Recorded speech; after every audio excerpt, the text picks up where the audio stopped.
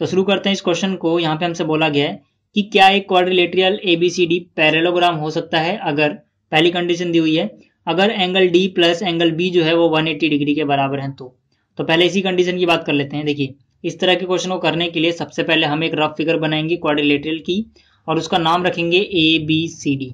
नाम लिखते वक्त आपको एक बात ध्यान रखनी होती है कि आप किसी एक तरफ से ही चलते हो। जैसे कि अगर आप इधर से चल रहे हो तो इसका नाम ABCD ऐसे होगा, और अगर आप इधर से चल रहे हो तो इसका नाम ABCD ऐसे होगा। आप कभी ऐसे मत लिखना कि A यहाँ लिख दिया, B यहाँ लिख दिया, C यहाँ लिख दिया, D यहाँ लिख दिया, ठीक है। ऐसा ऊट पटांग नहीं चलना है आपको। अब बात करते हैं इसकी। देखिए, एंगल D और एंगल B अगर हम इस फिगर में देखें तो वो आमने सामने वाले एंगल हैं, और इन दोनों को जोड़ के जैसे कि क्वेश्चन में कंडीशन दी हुई है 180 आ रहा है।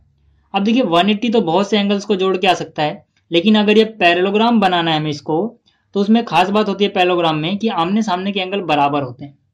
अब आमने सामने के एंगल बराबर भी हो और उनको जोड़ के 180 भी आए, ऐसा सिर्फ एक ही केस पॉसिबल है जब ये दोनों एंगल 90-90 हो, ठीक है। 90-90 होंगे मतलब बराबर बराबर है और जोड़ के 180 आ जाएगा। 180 तो हम बहुत से केसेस से ला पाएंगे, लेकिन उन केसेस में वो बराबर बराबर नहीं होंगे, ठीक है। तो इसका मतलब क्या है, देखिए मैं समझाता हूं आपको मैंने क्या बोला। मैंने ये कहा कि 180 जोड़ के लाना दो एंगल्स को बहुत सारे केसेस में पॉसिबल है। जैसे कि 120 में आप 60 जोड़ दीजिए, मान लीजिए ये 120 डिग्री हो और ये 60 डिग्री हो, तो आंसर कितना आ जाएगा 180 डिग्री। ये 90 डिग्री हो, ये भी 90 डिग्री हो, तब भी आंसर कितना आ जाएगा 180 डिग्री। इसी तरह से ये 100 हो, ठीक है, और ये कितना हो जाए 80 डिग्री, तब भी कितना आ जाएगा 180। ऐसे आप बहुत सारे केसेस सोच सकते हो। लेकिन यहाँ पर जोड़ के तो सबको ही 180 आ गया, लेकिन पैरेललोग्राम में मैंने अभी बताया था कि आमने सामने के एंगल बराबर होते हैं। तो एक एक करके इनको चेक करते हैं, क्या 100 80 के बराबर होता है? नहीं। तो जोड़ के 180 आ रहा है, इसके बावजूद भी यहाँ पर पैरेललोग्राम पॉसिबल नहीं है।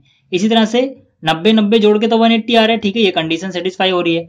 क्या आमने सामने के एंगल बराबर भी हैं? बिल्कुल है, 90-90 के बराबर भी होता है, तो यानी यहाँ पर पैरेललोग्राम पॉसिबल है।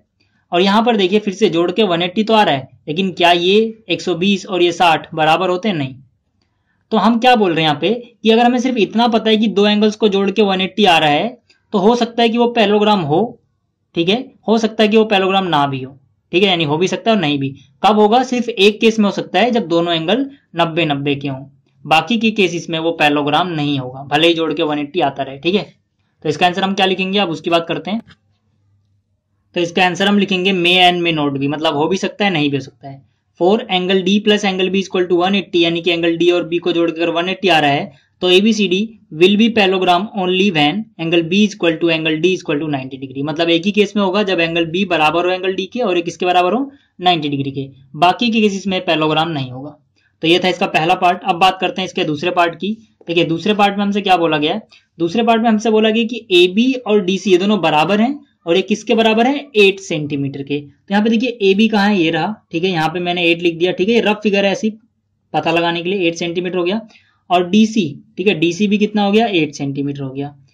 AD जो है वो 4 सेंटीमीटर है, AD कितना है? ये 4 सेंटीमीटर है। और जो BC है वो 4.4 सेंटीमीटर है। हमसे पूछा कि क्या इस केस में ये पैरेललोग्राम होगा? नहीं होगा, ठीक है। इसका आंसर क्या आएगा? नो। क्यों आएगा? क्योंकि देखिए पैरेललोग्राम में आमने सामने की साइड बराबर होनी चाहिए। इसमें ये वाली साइड 8 सेंटीमीटर है, इसके सामने वाली 8 सेंटीमीटर है, वो तो ठीक है, लेकिन यहाँ पर ये 4 सेंटीमीटर और ये 4 नहीं है, ये 4.4 है। तो यहाँ पे आमने सामने की साइड बराबर नहीं हुई, जबकि पैरेललोग्राम में दोनों जोड़े जो हैं ये इसके बराबर होना चाहिए और ये इसके बराबर होना चाहिए, ऐसा नहीं है। तो इसका आंसर क्या आएगा? नहीं है, ठीक है ना। तो इसका अगर आप पूरा आंसर लिखना चाहो तो आप लिख दो नो एज माने जैसे कि यहाँ पर जो AD है वो बराबर नहीं आया, ठीक है, AD किसके बराबर नहीं आया? BC के। तो ये था इसका दूसरा पार्ट। और जो इसका तीसरा पार्ट है, इसमें हमसे पूछा गया है कि अगर एंगल A 70 डिग्री हो और एंगल C जो है वो 65 डिग्री हो। देखिए A और C जो हैं वो आमने सामने के एंगल हैं। पैरेललोग्राम में आमने सामने के एंगल बराबर होने चाहिए, ठीक है, लेकिन यहाँ पर एंगल A जो है वो बराबर नहीं है एंगल C के, क्योंकि 65 के बराबर नहीं होगा। तो इसका आंसर क्या है? नो, ऐसा पॉसिबल नहीं है।